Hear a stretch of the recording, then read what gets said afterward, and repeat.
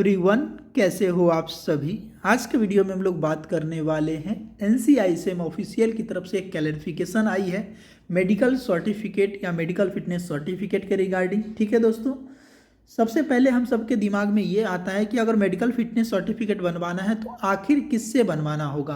तो मैक्सिमम लोगों को ये जानकारी नहीं है कि आयुष के डॉक्टर्स भी इशू कर सकते हैं। फिर ये सवाल आता है कि कौन एक्सेप्ट करेगा कौन नहीं एक्सेप्ट करेगा, तो इसी पे हम लोग डिटेल से बात करेंगे। इसको समझने के लिए आपको ये जो मैटर उछला क्यों है इसको समझते हैं दोस्तों।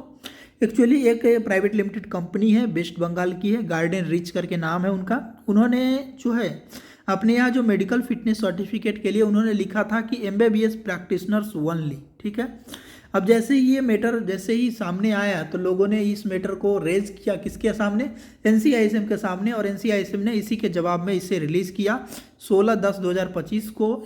किसको भेजा, जो कंपनी के डायरेक्टर्स है उसको भेजा है, और इसमें इन्होंने कई सारे रेफरेंस दिया है। एक्चुअली 1/9/2024 को डॉक्टर जो विशाल साहा करके एक पर्सन है, उन्होंने ये कहा था कि जो मेडिकल फिटनेस सर्टिफिकेट जो है वो एमबीबीएस प्रैक्टिशनर्स का ही एक्सेप्ट करेंगे, बाकी किसी का नहीं करेंगे।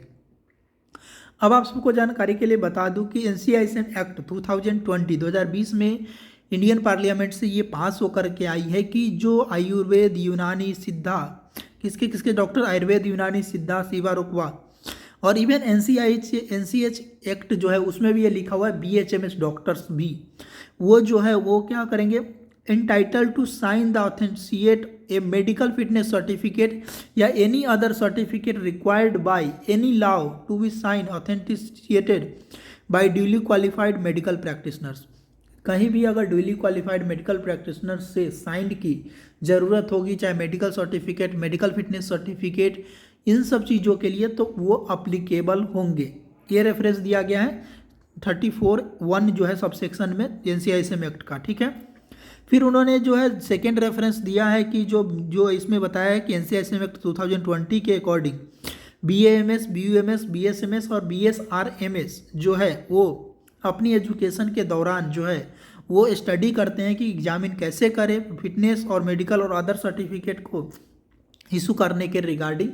इसके बारे में वो डिटेल से पढ़ते हैं और वो अप्लीकेबल है, यानी कि जो भी है अब इस बात से एकदम पूरी तरह से क्लियर हो गया कि इस देश में, पूरे भारत में कहीं भी कोई भी गवर्नमेंट जॉब हो, प्राइवेट जॉब हो, इवन एडमिशन्स के लिए जो फिटनेस सर्टिफिकेट देना पड़ता है, मेडिकल फिटनेस सर्टिफिकेट, उसमें भी आयुष डॉक्टर्स की साइन की हुई एक्सेप्ट होगी।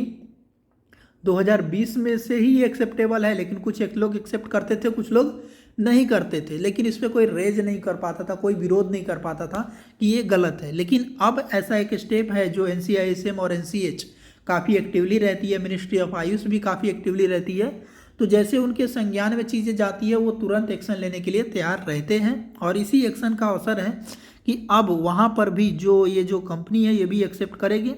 और यहाँ पर एक और रेफरेंस दिया गया, honourable high court of Calcutta, West Bengal की जो रिट पिटीशन जो 1954-2023 में एक रिट पिटीशन फाइल की गई थी, उसमें यह कहा गया था registered Ayurveda practitioner shall be entitled to grant medical और physical fitness certificate required by any law और रूल टू बी साइन और authenticate by duly qualified medical practitioners.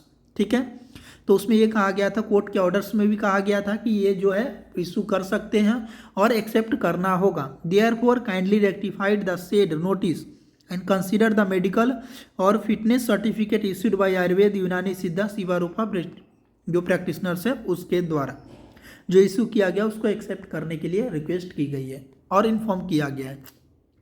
अब इससे क्या असर होगा, इस चीज़ों को समझिए। इससे क्या होगा कि अब जो लोगों के मन में जो आयुष डॉक्टर्स को लेकर के, मैं सिर्फ बीएमएस, बीएचएमएस, बीयूएमएस और बीएसएमएस सारे पैथी की बात कर रहा हूँ, सिर्फ एक पैथी की बात नहीं कर रहा हूँ, सारे जो डॉक्टर्स हैं वो अब मेडिकल फिटनेस सर्टिफिकेट और बाकी चीज़ों को इशू कर सकेंगे। और वो इशू जो पहले तो करते थे, लेकिन अब जो है नेशनल लेवल पर भी एक्सेप्टेंस होगी और गवर्नमेंट प्राइवेट हर जगह एक्सेप्टेंट होगी। तो इससे क्या होगा, बहुत ही एक पॉजिटिव मैसेज जाएगा सोसाइटी में, लोगों के बीच में। ठीक है, और इससे आयुष के डॉक्टरों को बहुत फ़ायदा होगा, तो ये बहुत अच्छी खबर है। ठीक है दोस्तों, तो इसी तरह की अपडेट पाने के लिए हमारे चैनल को सब्सक्राइब कर दीजिए। मिलते हैं नए वीडियो में, तब तक के लिए बाय बाय।